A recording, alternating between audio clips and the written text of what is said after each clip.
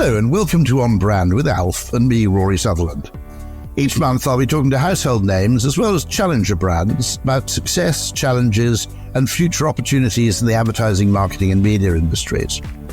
And today I'm delighted to be joined by Milka Privodanova, who's the Vice President and Head of EMEA at Pinterest.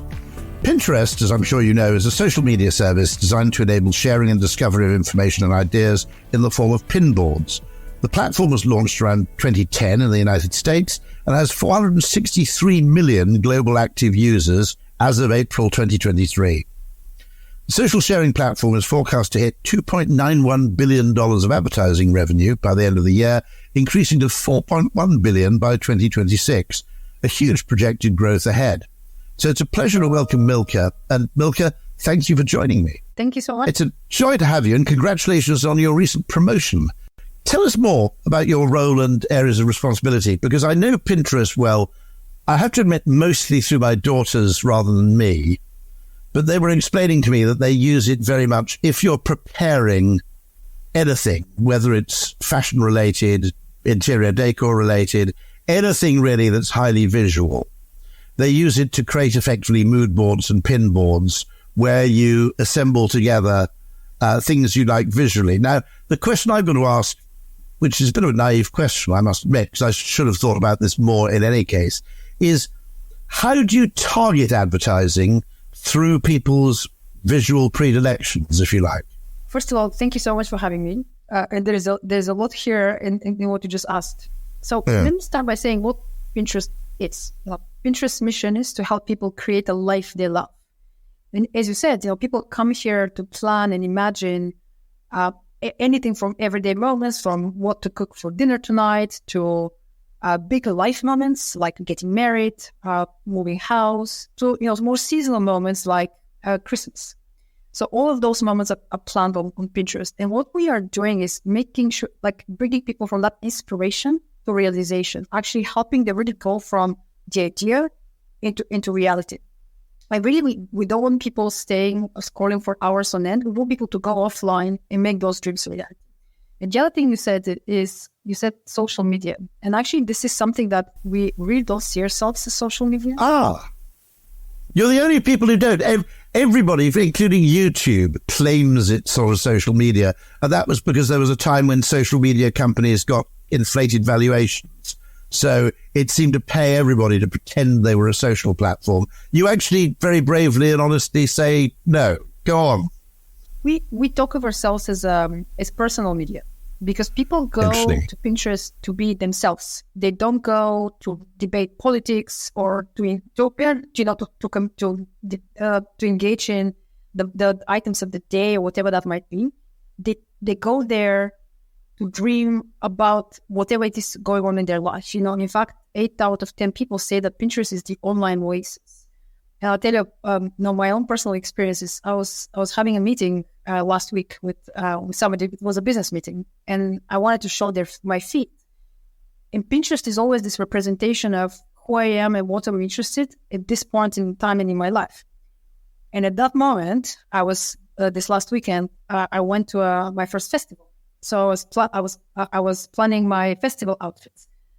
So I had this crazy aesthetic of outfits, makeup, hair, and here I am sitting down having a very business professional meeting, and then my feed is full of that. And so I had to caveat this with, by the way, this is why I see all of this. But it's exactly that. People just go there to be themselves and to make themselves and their dreams a reality. So you can share your boards, obviously, if you wish to. If you wish to, yes. But actually, a majority of people prefer to keep that as an oasis, as a private place, because obviously, we don't want to share our innermost thoughts with everybody all the time.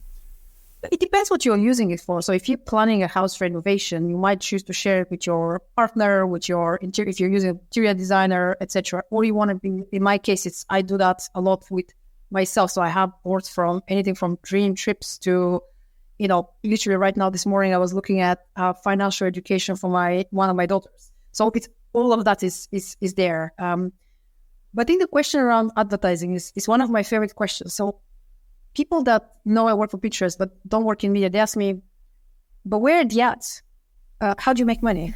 Well, I was going to ask the same question, but this is the best part, because when people come to Pinterest, they come with this very open mindset. 97% of our searches are unbranded, but they also they come with a commercial mindset. People come to look for something, they're looking for that inspiration, and then they want to bring it to reality.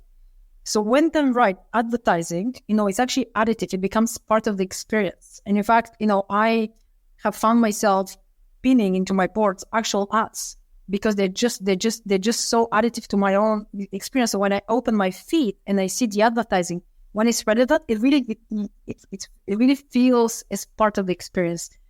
And this is, for me, is what I call the serendipity of advertising. Like when you go in and you find this amazing thing that you didn't know, and I just love it. So in a sense, actually, you've achieved something which is closer, if you like, to a Vogue or a House and Garden, in that the ads are actually part of the content, effectively. They are, if you think about it, I mean, probably, let's be blunt about it, people wouldn't buy Vogue without the advertising. And in the same way that the advertisements are just a complementary form of stimulus to what the person has effectively already assembled and curated themselves. Advertising as a service, almost. Yeah, and I think the other thing that I one of the reasons why it feels that way is because it's so much more based on the explicit signals that users give us around what they're interested in. They tell us what they're searching for. They tell us what they're pinning. We have many ways to know what users are actually interested in. And when you take that and actually use that to tune the platform and the algorithm, like those explicit signals that add to the user experience, advertising becomes just part of that beautiful experience that the user has. It's really, really interesting. So what sort of algorithms do you use then? Or, I mean, presumably there's some sort of AI at work here in deciding which ads to serve. Obviously, some of it's category specific. So someone who is assembling a board about clothing, say, or wedding clothing, will get clothing appropriate to that particular intention. I mean, look, on the background, this is a very sophisticated algorithm. And so you're looking at, these are the signals around somebody spinning, what they're clicking on, how long they're engaging with something. And that will depend on where users are in the journey. Well, like, are you in the aware phase, or are you like when you're ready to buy? Like, so that is something much more complicated that I can ever be able to explain.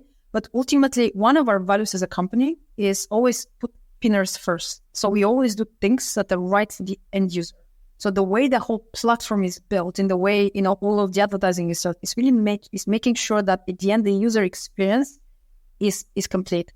And I think one of the things that I think is so unique about Pinterest is it's a proper full funnel platform, both for the end consumer as well as the advertiser, if you actually think about it. You don't having to go here and there, but you're going like, I have this idea that I want to do something. I want to redecorate my living. I'm planning my dream trip. And then on the platform, you can actually go all the way to making it happen.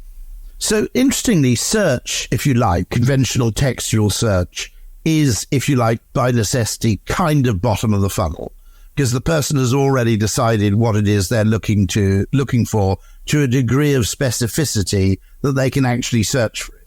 Whereas you go further up the funnel, which is effectively you can spot intention and effectively create stimulus in advance of them actually coming to a conclusion about what it is they wanted. Yeah, it's almost like the difference between online shopping and online buying.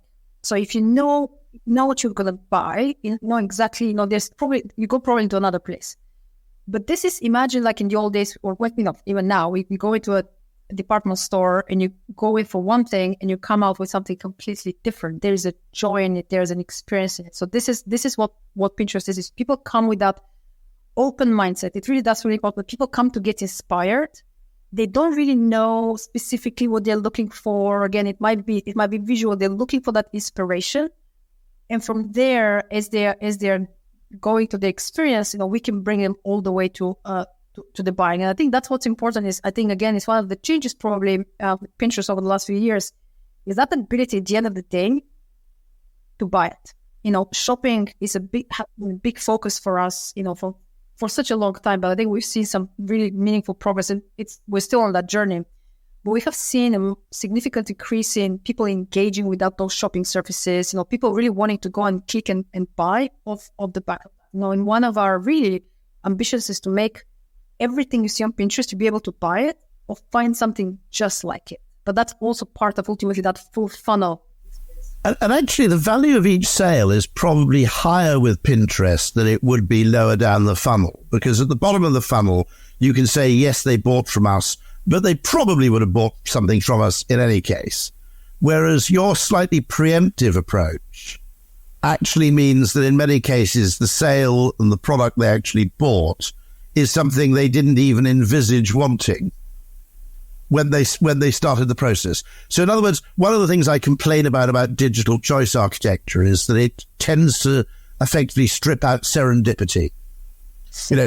I mean, if you look at something which I was talking about earlier this morning, someone who runs an estate agent's firm, that by the time you go to Rightmove, in order to make the search results manageable on Rightmove, you've practically got to have decided where you want to live, how much you want to spend, and how many bedrooms you want.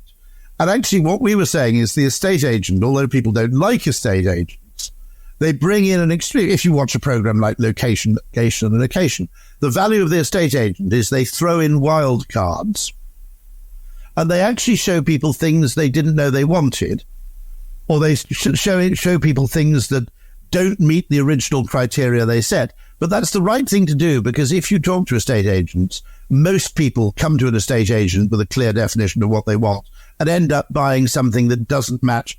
Probably true of relationships as well, actually. If you ask people in advance to define their partner, most people end up marrying someone who, doesn't necessarily meet all of those criteria. Okay. And as a result, I think there's a fundamental problem in online decision-making in that it works through a process of premature elimination. And I think what is wonderful, because as I said, I'm not a heavy user myself. I've used it, obviously, but my daughters are very, very heavy users. And the ability to actually use advertising to inspire something which the person didn't anticipate, rather than merely satisfying someone's own definition of their wants, seems to me actually really important in the question of kind of market efficiency. Yeah, and again, when you think about how one is like the platform performs, for brands and advertisers that use the platform in way it absolutely performs, and it's exactly because of that. But it starts with that having to think with the fact that very often we see things happen much earlier than actually they happen in other platforms because of this planning mindset. Like people come with that very open mindset. They don't know what they want. And this sometimes can be a challenge, because I can tell you, normally, for example, Christmas or Pinterest starts to be planned in April, May. So the reality is Christmas is already happening on Pinterest. And that's this unique behavior of people coming and they take time and they, they'll go back and they'll think about it. And again, but then at the end of the day, they will come and make it a reality. Whether the last click happens on Pinterest or elsewhere, they make it a reality. So what are the really big categories? Obviously fashion, obviously interior decoration and architecture and style and design. Is there a property potential for the real estate market? Because that's a similar kind of slow burn purchase, which could really do with disruption, because the way in which it currently works strikes me as broken. But I know there's quite a lot of architecture on Pinterest. I was just wondering whether anyone had actually got into the real estate business through this, because it strikes me as a kind of missing link. Oh, look, people come, like in some of the, and I do want to like, they plan, but sometimes the planning is, I'm planning a meal for tonight, how to entertain my kids. So sometimes actually the planning is with a relatively short framework. I'm talking about the bigger life moments, which actually is one of the things that is so unique. So think of it that way. So people come, plan their wedding. That's a very, very core use case. It's very fascinating how people, like how extended the weddings are and what people plan for. From there, people will come and plan their honeymoon. From there, you go to the next life moment, which is maybe a new house, a new baby, which comes with a different, like maybe a need for a new car, which needs financing. So it's a lot around those moments that actually the planning happens. So where we see, our endemic verticals are the likes of, as you said, food, beauty is very big, like makeup, skincare, etc., fashion, home decor, etc. But we also have seen incredible success with the likes of travel, auto, financial services, entertainment. So there is when you think of the platform as life moments, you actually can see how that all the different advertising comes into play. And it's also, by the way, I mean, when you think about it, it has quite a few unique characteristics.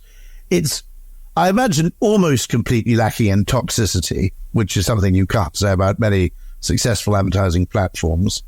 And your ability to preempt is pretty much unique. I mean, I'm just trying to think how else you do this further, because the top of the funnel undoubtedly is neglected by most digital because it's so obsessed with attribution and quantification.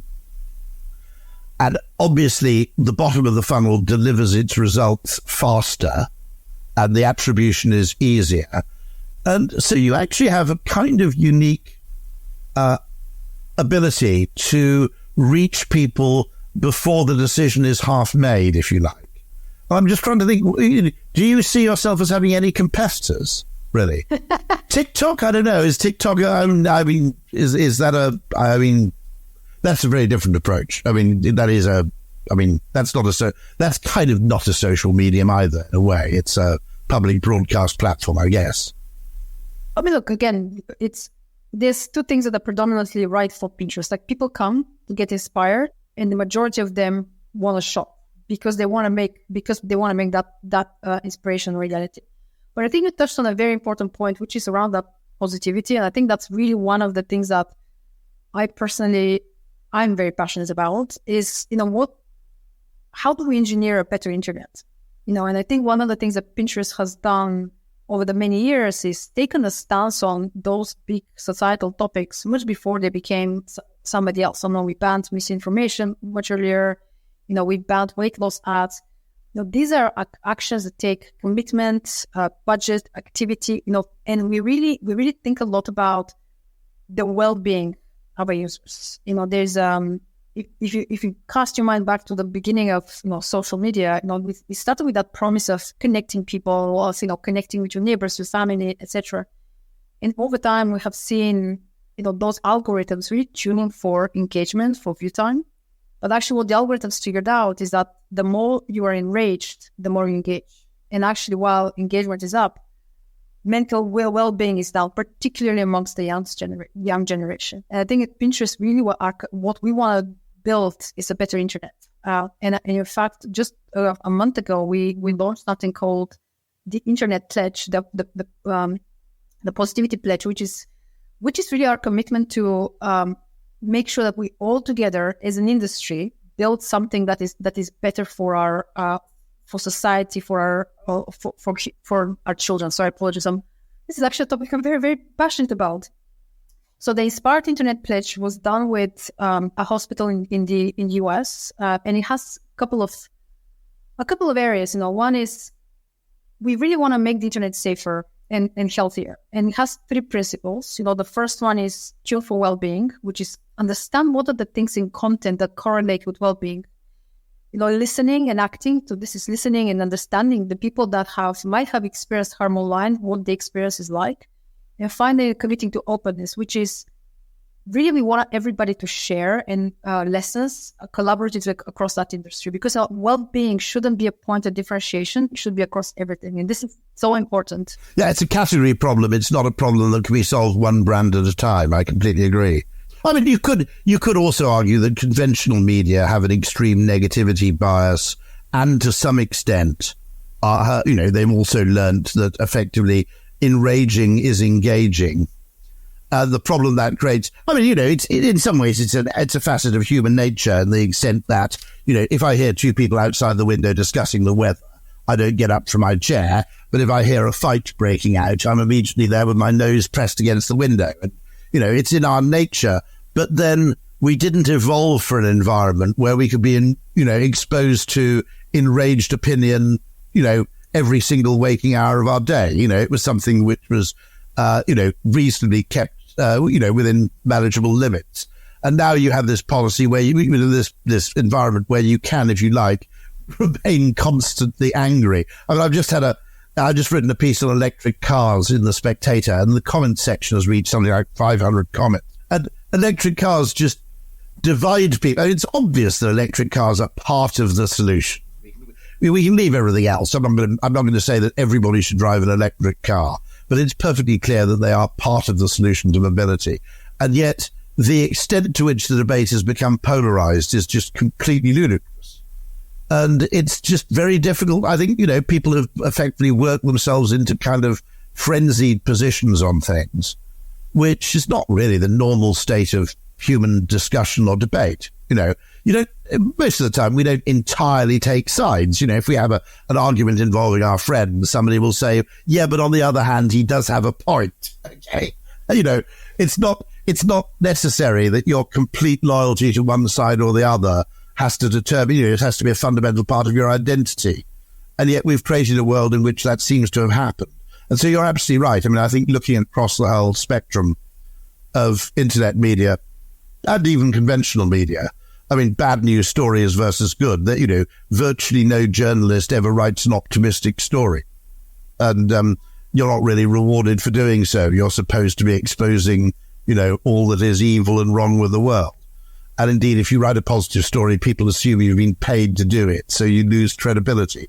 And these biases seem to be fairly widely pervasive. But I have to say, Pinterest seems to be... Obviously, you have to... There's the question, which is always a question about any form of medium, which is that we're unrealistically exposed to unfeasibly attractive versions of people, rooms, complexions, clothing, body shape. And therefore that, whereas in the normal sort of evolutionary environment, there weren't that many great looking people. Okay? And if you're exposed to a world in which you're constantly exposed to people who've been airbrushed in any case, you're conscious of that, presumably, particularly in the kind of area of cosmetics and fashion, I suppose. It actually also applies in the area of interior decor, in that most people visit other people's homes when they've just been tidied. Okay.